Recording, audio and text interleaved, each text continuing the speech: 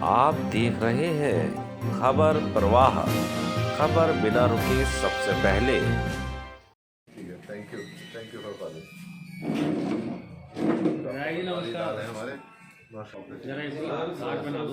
हरियाणा में। नमस्कार। हाँ हाँ हाँ भैया क्वेश्चन दिया।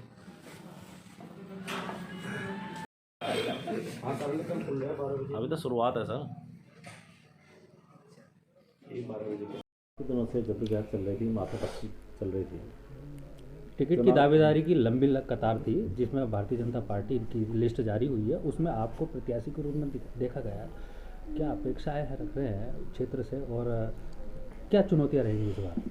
देखिए, सबसे पहले तो मैं अपने हाईकमान को धन्यवाद देना चाहूँगा कि उन्होंने मुझ पर एक विश्वास व्यक्त किया और साथ में अपने कार्यकर्ताओं को, भारतीय जनता पार्टी के, अपनी जनता को, हमारे पदाधिकारियों को, कि उन्होंने अपना बहुमत मेरी तरफ रखा, जिसके कारण हाईकमान ने मुझे अपना प्रत्याशी, भारतीय जनता पार्टी का यहाँ से प्रत्याशी नियुक्त किया है। जहाँ तक चुनौतियों की बात है, चुनौतियाँ तो जैसे पहले रही हैं। हमेशा चुनाव होता है, उसमें चुनौतियाँ होती हैं, कभी ओवर कॉन्फिडेंस होना नहीं चाहिए। तो हम बड़ी बारीकी से ये चुनाव की हमारी तैयारियां चल रही हैं और सभी समुदायों से मिलकर, सभी वर्गों से मिलकर हम कोशिश कर रहे हैं कि भारतीय जनता पार्टी के पक्ष में बयार आए। सोशल मीडिया को कितना मजबूत देखने को मिला है आपकी तरफ से, जिस तरीके से चुनाव? सोशल मीडिया में अभी मेरी जो फेसबुक अकाउंट है वो 10,000 से ज़्यादा फॉलोअर्स उसमें हैं और हम गूगल और फेसबुक ऐप से, अपने व्हाट्सएप ऐप से और संदेशों के माध्यम से सभी तरह से सोशल मीडिया के जो भी तरीके हैं उनका इस्तेमाल हम इसमें करने जा रहे हैं और उसमें हमारी एक पूरी टीम एक्टिव हो रही है। सर, आखिरी बार जो है लास्ट ईयर जो है कांग्रेस के प्रत्याशी यहाँ से जीते थे, जसपुर विधानसभा क्षेत्र से। इस बार किन मुद्दों को लेकर चूँकि जाने वाले हैं, चूँकि लास्ट रनर थे आप यहाँ से जसपुर विधानसभा से, तो ऐसे में मतलब कौन से काम ऐसे हैं जिनको प्राथमिकता आपके द्वारा दी जाएगी, जो कि कांग्रेस जो उम्मीदवार थे और जो मतलब विधायक थे उन्होंने काम नहीं के द्वारा? देखिए, विधायक जी जो इस समय मौजूदा हैं वो जनता के बीच में किसी तरह का कार्य, विकास का कार्य नहीं कर पाए और वो शायद उतनी ना तो उन्होंने मेहनत करी, ना उनमें उत्साह था। जहाँ तक हम मुद्दों की बात है, एक पूरा स्थानीय एक संकल्प पत्र हम जनता के बीच में लाएंगे। हमने एक 26 सूत्रीय संकल्प पत्र तैयार किया है जो अपनी विधानसभा में अगले 5 साल में कार्य कराने का मन है, उसको जनता के बीच में लाएंगे और मुझे उम्मीद है कि जनता उसे देखकर ज़रूर विश्वास करे, क्योंकि पहले भी जो क्षेत्र का विकास है मैंने पहले अपने कार्यकालों में किया है। तो जनता को पूरा विश्वास है कि जब मुझे अगर चुना जाता है तो वो यहाँ पर विकास होगा। एजेंडे के नाम पर अगर देखा जाए तो क्या एजेंडे रहेंगे इस बार चुनाव में? पहले तो हमारी भारतीय जनता पार्टी के एजेंडे हैं, जो उनके राष्ट्रवादी सोच है, जो हमारा एक मैनिफेस्टो आएगा, विकास जिस तरह से माननीय मोदी जी की और धामी जी के निर्देशन में हुआ, तो लोग काफ़ी कुछ संतुष्ट हैं और आप देख रहे हैं जितने भी एग्जिट पोल आ रहे हैं ज़्यादातर, उसमें भारतीय जनता पार्टी के प्रति रुझान नज़र आ रहा है। तो उन सभी एजेंडों को हम लेकर चलेंगे। सर, जिस तरह से प्रत्याशियों की घोषणा हुई है, जसपुर सीट से आपको प्रत्याशी घोषित किया है पार्टी ने, आपके अलावा और भी प्रबल दावेदार थे यहाँ पर, तो उनको किस तरह से उनके लिए डैमेज कंट्रोल करना एक बड़ी चुनौती रहेगी। उसको किस तरीके से देखेंगे, कहीं पार्टी को नुकसान न पहुँचे या आपके वोट बैंक को नुकसान न पहुँचाएंगे? अब देखिए, बड़ी पार्टी है और लोकप्रिय पार्टी है, तो जाहिर है कि उसमें दावेदार भी होंगे। अब दावेदारी करना कोई बुराई तो है नहीं। अब पार्टी ने मुझ पर विश्वास व्यक्त कर दिया तो सबके पास उनसे कहूँगा कि भाई आप सब अब सहयोग करें। मैं जाऊँगा, व्यक्तिगत रूप से उन्हें मिलूँगा और पूरा उम्मीद है, क्योंकि सब पार्टी के कार्यकर्ता हैं, सब लोग एकजुट होकर ये चुनाव लड़वाएंगे।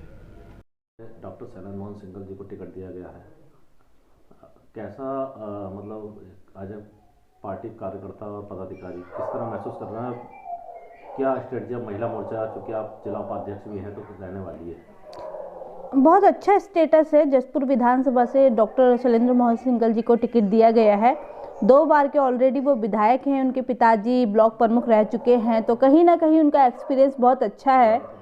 तो इसके चलते जसपुर विधानसभा में जो टिकट दिया गया है डॉक्टर शैलेंद्र मोहन सिंघल जी को, मेरे हिसाब से कि बहुत ही अच्छा पार्टी का निर्णय है। जो भी सोचा है हमारे ज्येष्ठ श्रेष्ठ पदाधिकारियों ने, तो मैं उस विषय में यही कहना चाहूँगी कि उनकी सोच काफ़ी अच्छी है और उस कैंडिडेट को आगे लाना भी चाहिए जो हमारे क्षेत्र के विषय के बारे में सोचे। और डॉक्टर शैलेंद्र मोहन सिंघल जी ने काफ़ी विकास किया है हमारी विधानसभा में।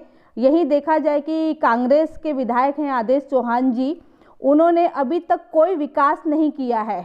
मेरे को भी इतना समय हो गया है, समथिंग 1.5 साल हो गए यहाँ आए हुए, तो उस तौर पे मैं देखूं कि विकास तौर पे आदेश चौहान जी का कहीं भी कोई भागीदारी नहीं है, कहीं भी कोई विकास नहीं है। शैलेंद्र मोहन सिंघल जी ने काफ़ी अच्छा विकास किया है। महिलाओं को भागीदारी, टिकट की भागीदारी की बात कही जा रही थी। ऐसे में जो अब तक पूरे विधानसभा जो है जिले में टिकट की घोषणा हुई है, उसमें महिलाओं को तवज्जो बिल्कुल नहीं दी गई है, नकार दिया गया है, तो इस पर क्या कहेंगे? नहीं, ऐसा नहीं है कि महिलाओं को तवज्जो नहीं दिया जाता है, महिलाओं को पूर्ण रूप से तवज्जो दिया जाता है। टिकट में नहीं दिया गया है? नहीं, ऐसा नहीं है। आप देख लीजिए कि हर जगह महिलाओं को भी काफ़ी अच्छी भागीदारी दी गई है। जैसे कि अभी हमारी रितु खंडूरी जी हैं, वो भी एक विधायक हैं। आप ऐसी काफ़ी सारी हैं महिलाएं की जो विधायक के रूप में हैं। जिले में नहीं दी गई है, क्या कहेंगे? क्योंकि आप जिला उपाध्यक्ष हैं महिला मोर्चा से। जिले में अगर नहीं दी गई है तो पार्टी ने कुछ अच्छा ही सोचा होगा। बिना सोचे पार्टी इतना बड़ा डिसीजन नहीं लेगी। और वैसे ही पार्टी अपने उसके लिए विधानसभा के लिए, इस जिले के लिए अच्छा ही सोचती है, महिलाओं के लिए अच्छा सोचती है। जैसा कि देखा जाए, महिलाएं ही बाल विकास कल्याण में हमारी क्या कहते हैं रेखा आर्य जी हैं, और प्रदेश में भी काफ़ी महिलाएं हैं हमारी जो काफ़ी उच्च दायित्व में बैठी हैं। तो ठीक है, पार्टी जो सोचती है, जो निर्णय ले रही है, बहुत अच्छा है, हम पार्टी के साथ हैं। और जिसका कमल का फूल जिसका होगा, हम उसे तन मन धन से लड़ाएंगे। बस मेरा यही कहना है। पार्टी और आम आदमी पार्टी के मुकाबले भारतीय जनता पार्टी जसपुर विधानसभा सीट की बात की जाए तो कहाँ स्टैंड कर रही है? अच्छा स्टैंड कर रही है। और जैसे कि देखा जाए, अब 70 विधानसभा में से 57 सीटें भारतीय जनता पार्टी की थी।